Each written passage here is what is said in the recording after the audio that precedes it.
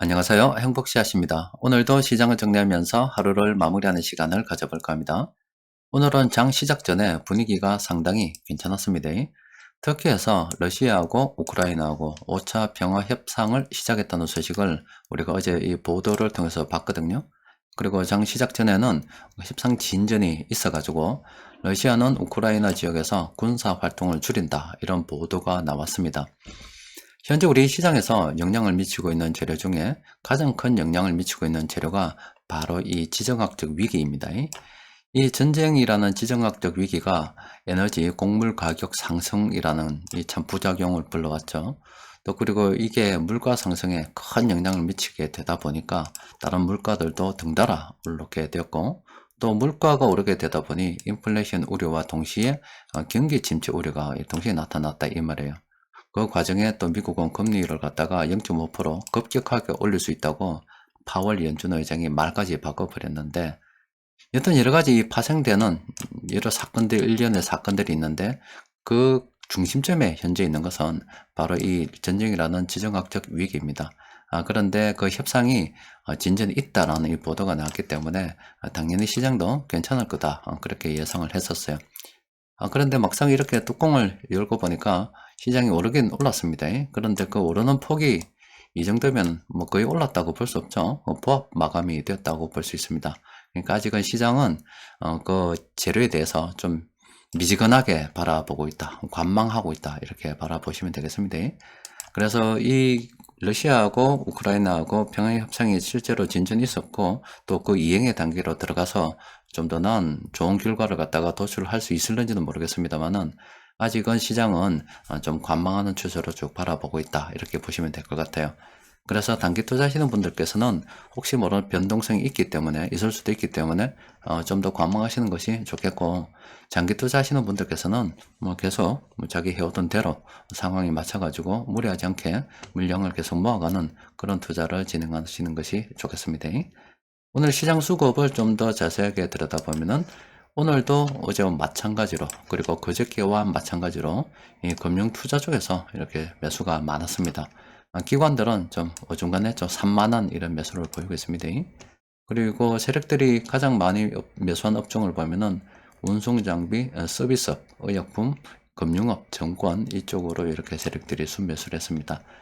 보통 시장이 상승하려고 하면은 외국인들의 강력한 순매수가 들어오고, 또 그와 동시에 금융 투자 쪽에서도 강력한 순매수가 들어오고, 뭐 이미 이빨 빠진 호랑이와 다름없는 국내 기관들이지만은, 이 기관들이 이렇게 동시에 순매수가 쭉 들어오게 되면은 시장은 크게 상승을 하는데, 지금은 워낙 이 시장에 영향을 줄 수 있는 변수가 워낙 많고, 또 그게 굉장히 규모도 큰 시장에 영향을 미칠 수 있는 그런 재료이기 때문에 세력들도 쉽사리 움직일 수 없는 그런 상황입니다. 그런데 최근에 시장 일의 마감 수급을 쭉 통해서 수급을 정리해 보니까, 세력들이 공통적으로 매수하는 이 종목들은 괜찮은 종목들이 꽤 많이 검색이 되고 있습니다. 오늘은 이렇게 10개 종목이 검색이 됐는데, 뭐 이런 종목들 일이 여러분들께 보여드리기도 하고, 또 그리고 제가 시향을 마치고 난 다음에 정리를 쭉 해서 이 괜찮은 종목들 한번 연구를 좀 해봐야 되겠다, 이 장기적 관점에서 이런 종목들은 우리가 연구해 볼 필요가 있지 않겠는가, 그런 종목들은 이렇게 장중 수급 분석 시간에 따로 정리를 해드리고 있거든요. 여러분들께서 좀 여유가 되시는 분들은 이렇게 매일매일 이 세력들이 매수하고 있는 이런 종목들 꼼꼼히 한번 관심 종목으로 놓고 검토를 해볼 필요가 있고, 여유가 안 되는 분들께서는 적어도 제가 한번 1차적으로 살펴본 장중 수급 분석 시간에 정리해 드리는 이런 종목들은 별도로 정리를 해서 연구를 한번 해 보시는 게 좋겠습니다. 세력들이 오늘은 이렇게 10개 종목을 매수를 했는데, 좀 들여다보니까 이렇습니다. 지금 플래닛 참모들은 별로 관심을 가지지 않고 한 요 3개 정도, 요 종목에 관심을 가지고 있습니다. 그럼 왜 위의 종목들을 관심을 가지고 있지 않느냐? 일단 아프리카 TV를 보면은 이게 변동성 지표로 보면은 일단 숫자가 빵입니다. 숫자가 빵일 수밖에 없는 게, 예전에도 단기 고점이 있었고 지금도 이렇게 단기 고점이 있는데 사람들이 탐욕을 부렸던 그런 구간이다 이 말이죠.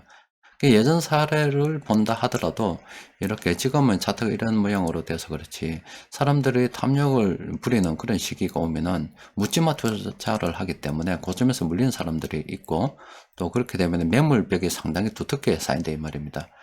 그 이후에 이렇게 되면은 상당 기간, 굉장히 오랜 기간 동안 주가가 힘을 쓰지 못하는 그런 상황이 전개가 되거든요. 그러니까 지금 현재 이런 종목도 플랜 A 참모들이 이런 종목도 관심을 가지지 않는 이유는 아마 대부분 다 그럴 거예요. 그거 한번 살펴봅시다. 이렇게 세력들이 지금 사람들이 탐욕을 부리고 있던 그런 구간들이 그러니까 묻지마 투자를 했었던 그런 구간들이 있다 이 말입니다. 그럼 지금 여기서부터 이 쌓인 매물이 얼마나 많겠어요? 그러니까 쉽사리 지금 이게 상승하기 힘들기 때문에 지금 플랜 A 참모들은 관심을 가지지 않는다 이 말입니다. 자, 기아 같은 경우도 보면은 지금 2021년 초이긴 합니다만은 이때 사람들이 탐욕을 부렸던 구간이 있죠. 그리고 그 이후부터 벌써 1년이란 시간이 지났지만 이 구간 동안은 변곡점 지표조차도 관심을 가지지 않았잖아요. 이제 하나가 들어와 있어요. 그래서 이게 적어도 15, 16까지 가려 그러면 숫자가 많아지려 그러면 이렇게 분할 매수, 뭐 자전 이렇게 상승 반전 신호들이 몇 번이나 지금 더 나와야 되거든요. 그러니까 이런 종목들은 한번 지금 매수하면은 시간이 굉장히 많이 걸리기 때문에 플랜 A 참모들도 관심을 가지지 않는 겁니다. 삼성의 SDI 같은 경우도 간만에 이렇게 상승, 단기적으로 상승할 수 있다라고 분석이 됩니다만은 예전에 이렇게 탐욕 지표들이 많이 찍혀가지고 매물벽에 상당히 지금 두텁게 쌓여 있어서 접근하기 쉽사리 접근하기 어렵기 때문에 지금 쉬고 있는 겁니다. 삼성전기도 마찬가지죠. 또 그리고 에코 마케팅 같은 경우도 그렇잖아요. 이렇게 예전에 탐욕 지표가 찍혔던 또 그리고 가장 최근에 탐욕 지표가 찍혔던 이런 시기들이 있는데 이런 시기들이 왔을 때 상당 기간, 오랜 기간 동안 주가가 하락하거나 횡보할 가능성이 굉장히 크기 때문에 참모들이 관심을 가지지 않는 겁니다. 현대차도 마찬가지죠. 여기다 고점함 찍고 난 다음에 지금 상당히 오랜 기간 동안 참모들은 현재 관심을 가지지 않습니다. 그리고 대한항공도 지금 이렇게 탐욕을 한번 세게 부렸던 적이 있죠. 그 이후에 아직은 뭐 별다르게 플랜 A 참모들이 관심이 없는 거예요. 플랜 A 참모들이 현재 관심 있는 종목은 요 세 종목입니다. 그래서 여러분들께서도 물론 이런 종목들이 나쁘다는 건 아니에요. 그리고 단기적으로 보면 상승할 수도 있어요. 그런데 여러 가지 어떤 분석을 쭉 해봤을 때 이런 종목들은 시간이 좀 많이 걸리는 그런 종목들이다. 따라서 현 시점에서 우리가 관심을 가져야 된다면은 이런 종목을 우리가 관심을 가지는 게 안 좋겠나 이렇게 1차적으로 분석을 해놨기 때문에 차라리 좀 편하게 투자하려 그러면 여기서 하는 게 좋고 여기서 한 단계 더 편하게 가려 그러면은 제가 앞서 말씀드린 것처럼 장중 수급 분석 시간에 따로 종목들 몇 개 있으면 정리해 드리죠. 그런 종목들 위주로 여러분들께서 연구를 해 보시는 게 좋지 않을까 싶습니다. 일단 오늘 요 세 종목인데 괜찮은 종목 있으면은 제가 내일 장중 수급 분석 시간에 따로 올려드리도록 하겠습니다.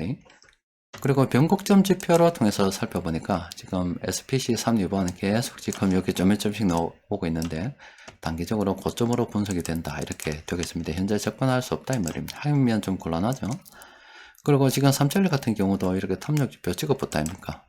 그죠? 그러니까 이런 것들도 앞으로 상당 기간 좀 조심해야 되겠구나 이런 관점으로 접근해야 되겠죠. 아시아 재즈 같은 경우는 이제 2입니다.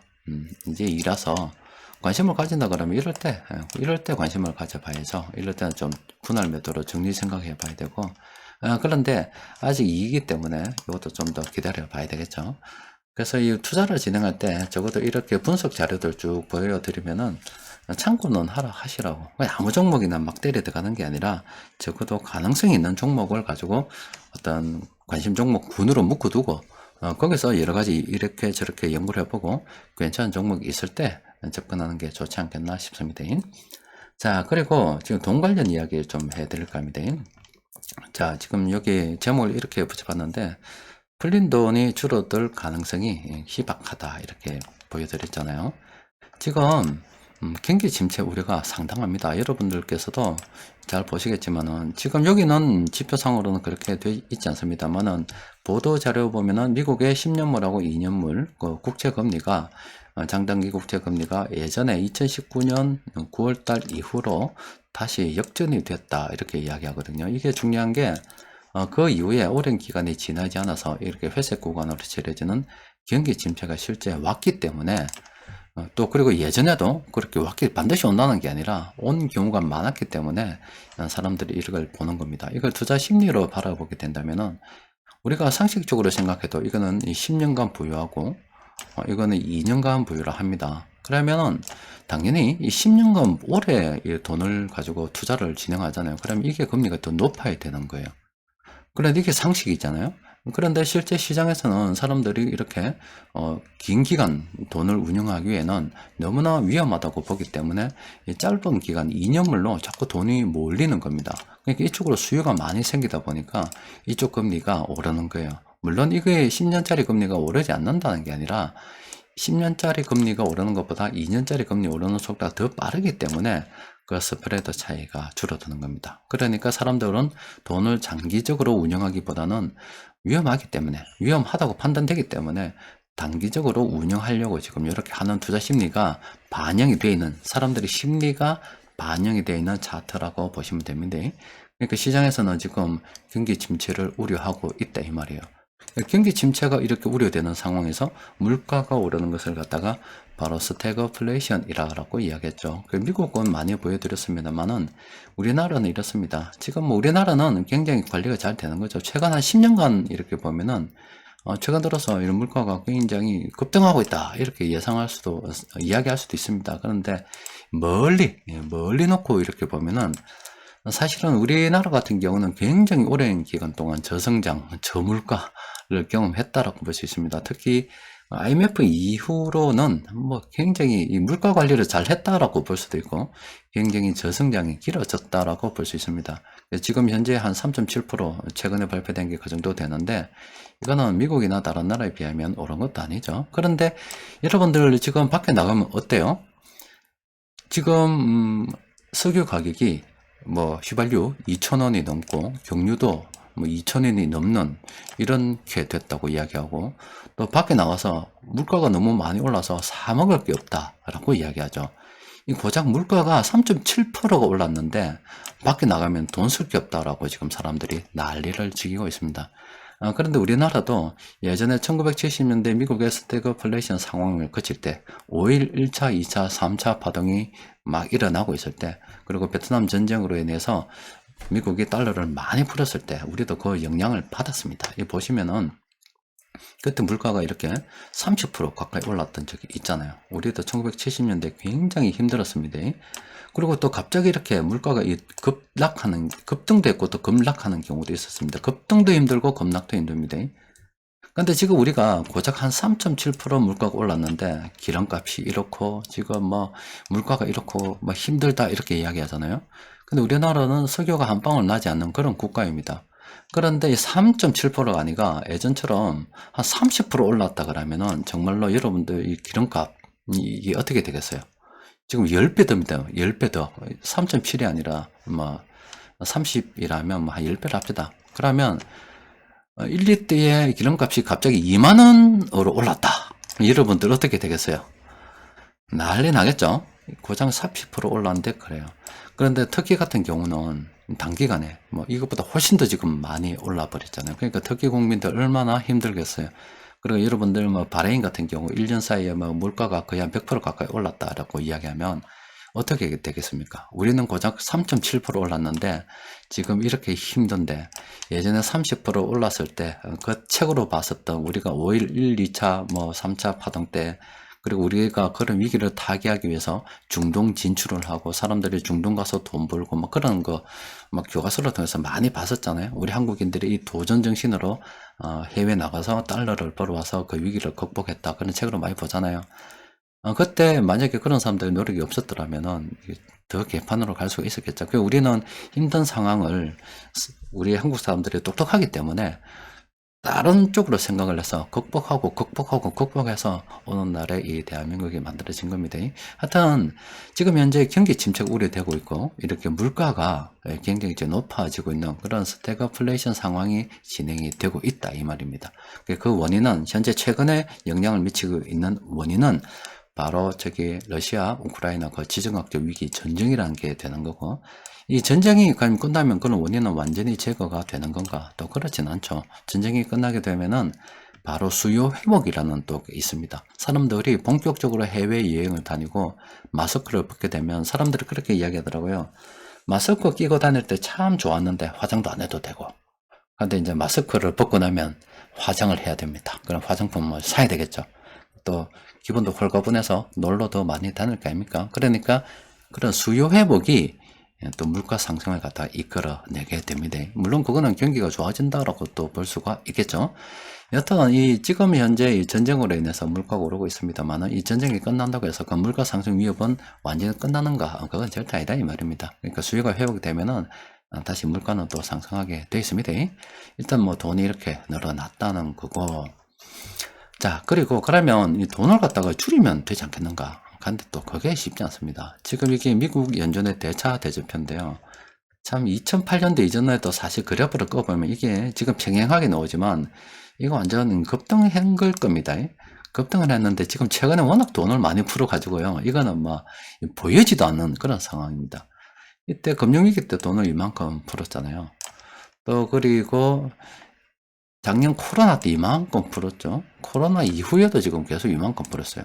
근데 지금 돈이 이만큼 풀렸다 합시다. 그런데 그럼 만약에 지금 돈이 많이 풀렸기 때문에 지금 여러분들이 높은 고물가를 경험하고 있는 겁니다. 그런데 우리나라 같은 경우는 3.7%라면 진짜 관리 잘하고 있는 겁니다. 근데 돈이 많이 풀리니까 돈 가치가 떨어져서 물가가 오르고 여러분들 밖에 나오면 돈 가치가 떨어져서 살 게 없죠. 그러면은 돈을 줄이면 된다. 줄이면 되는 거잖아요.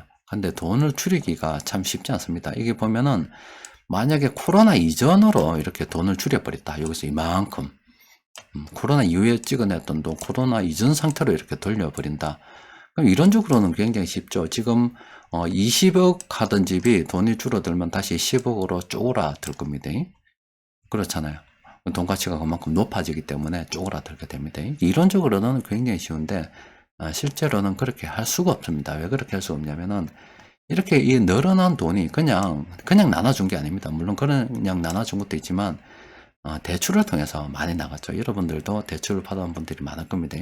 돈을 줄인다는 거는 뭐냐면은 오늘부로 아니면 특정 시간부로 돈 갚아라 이겁니다. 네 돈 빌려 간 거 그냥 원금 상환해라 이겁니다. 담보 대출이 있으면은 그 상환을 못하면 담보를 내놔야 되겠죠. 더 이상 대출 연장을 해주지 않고 대출을 다 회수를 해버리면 이 돈이 실제로 줄어들게 됩니다.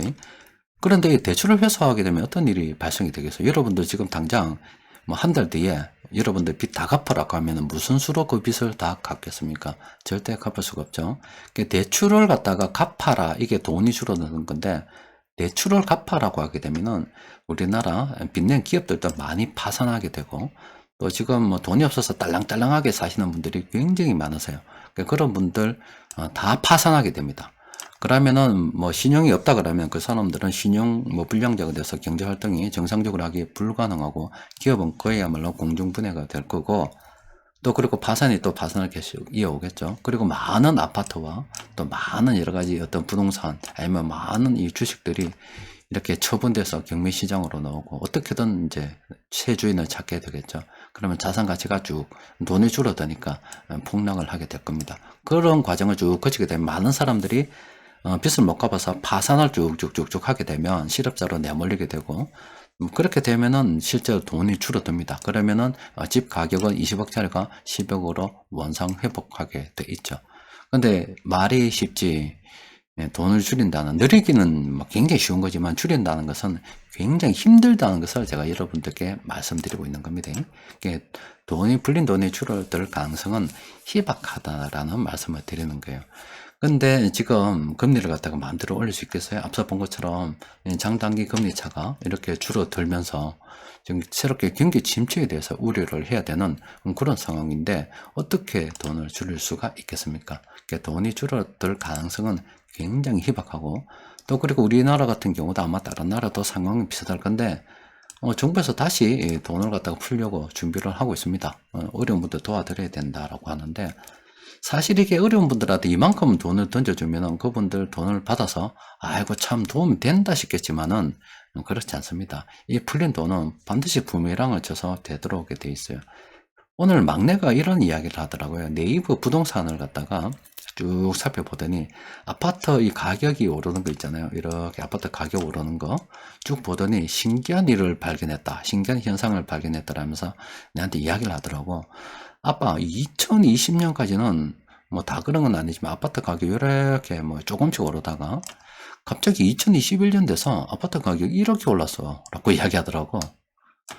2021년에 아파트 가격이 이렇게 올랐다는 거예요. 2020년 전까지는 뭐 이렇게 조금씩 오르다가 2021년 돼서 이렇게 급격하게 오르더라 이 말입니다.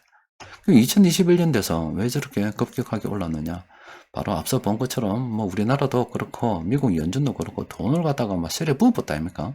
2020년대로 돈을 이렇게 많이 때려 부으니까 그 여파가 2021년에 나타나는 거고, 또 지금 그 여파를 2022년 지금 현재 여러분들이 밖에 나가면 이거 물가 올라서 못 살겠다는 게 이 공짜로 지금 코로나 때문에 공짜로 뭐 나눠주고, 물론 사람들한테 돈만 나눠준 게 아니라 여러 가지 방역 물품도 지원하고 또 검사비 무료로 하고 병원비 무료로, 이게 다 어디로 가겠어요? 이게 다 사람들이 공짜로 하지만은 이 돈이 다 어디서 나왔겠냐고. 그런 돈들이 막 풀리고 하다 보니까 그때 당시는 몰라도 지금이 와서 지금 그 여파를 지금 우리가 경험하고 있는 겁니다. 그런데 지금 정부에서 우리 또 돈 푼다 그래요. 다른 나라도 그렇겠죠. 또 그렇게 되면은 그 여파가 계속 우리 삶에 영향을 미치겠죠. 근데 그나마 우리나라는 상황이 좋다라고 말씀드렸다니까. 이제 꼴랑 3%밖에 올라오지 않았는데 아이고 뭐 기름값이 2,000원 넘어서 아니면 물가가 올라서 못 살겠냐 하는데, 실제 우리나라만 하더라도 1970년대에 경험했었던 물가가 30% 넘는 상황이 간다 그러면은 여러분들이 이해하기 쉽게 밖에 나가서 휘발유 1리터 넣으면은 2만원 넘겨줘야 된다 이 말입니다. 그런데 그런 상황, 지금 여러분들 받는 월급에 그 2만원 넘겨주고 그거 사겠어요? 그럼 경기 침체가 올 수밖에 없다 아닙니까? 그렇게 지금 돌아가고 는 겁니다. 다른 나라 같은 터키나 뭐 한 달에 뭐 40%씩 오르고, 바레인 1년 만에 뭐 물가가 거의 90% 넘으면 100%씩 오르고, 뭐 저 멀리 남일 국가들은 몇만 프로 이렇게 오르는 상황이 발생됐는데, 꼴랑 3% 올라도 이렇게 힘든데 30%, 50% 이렇게 되면 어떻게 되겠어요? 굉장히 힘들죠. 그리고 돈을 줄인다는 것은 많은 사람들의 파산을 불러오기 때문에 그 가능성이 희박하다는 것을 잘 알고, 여러분들께 뭐 늘 말씀드렸다시피 인류 역사가 이 장관 역사를 갖다가 쭉 가지고 있습니다. 가지고 있는데 그 참 수많은 역사 이 속에서도 전 세계 모든 국가들이 일제히 돈을 푼 것은 2020년 작년 3월에 유일하다. 그 이후에도 지금 현재 돈을 갖다가 계속 풀고 있는 그런 상황이고, 인류 역사상 지금 돈이 가장 많은 지금 시기, 거품이 가장 많이 발생한 시기다. 또 그리고 앞으로 경제가 발전이 되면은 돈은 더 많아질 거다. 바로 통화 유통 속도가 늘어나기 때문에 그렇다. 그런데 이렇게 늘어난 돈을 줄일 수는 없다. 줄이면 바로 파산으로 이어지기 때문에 그런 선택은 강제로 줄어들면 줄어들었지 인위적으로 정치한 사람들이 줄일 수는 없다는 겁니다. 그럼 우리는 결론은 뻔한 겁니다. 지금 러시아가 어떻고 뭐 우크라이나가 어떻고 북한 핵 위기가 어떻고 뭐 굉장히 지금 안 좋은 뉴스들이 많이 또 돌아다니고 있습니다. 하지만 한 가지 분명한 것은 돈이 인류 역사상 가장 많은 시기를 지나고 있고 돈 가치가 가장 급격하게 떨어지는 시기를 우리가 살고 있다는 겁니다. 그렇기 때문에 단기 투자하시는 분들께서는 뭐 투자 성향이 단기적인 성향밖에 안 되기 때문에 그분들은 조금이라도 떨어지고 오르면 뭐 막 난리를 치긴, 사실은 투자하면 안 되는 사람들이죠. 그 사람들은 투자하면 원래 안 되는데 그래도 그런 사람들이 시장을 보고 있기 때문에 조언을 하나 해준다면은 시장의 변동성이 크기 때문에 지금 관망해라 이렇게 말씀드리는 거고, 투자를 해서 장기적으로 쭉 끌고 가는 사람들, 그분들은 저는 투자자로 보는데, 그런 분들께서는 이 상황을 잘 이해를 해라.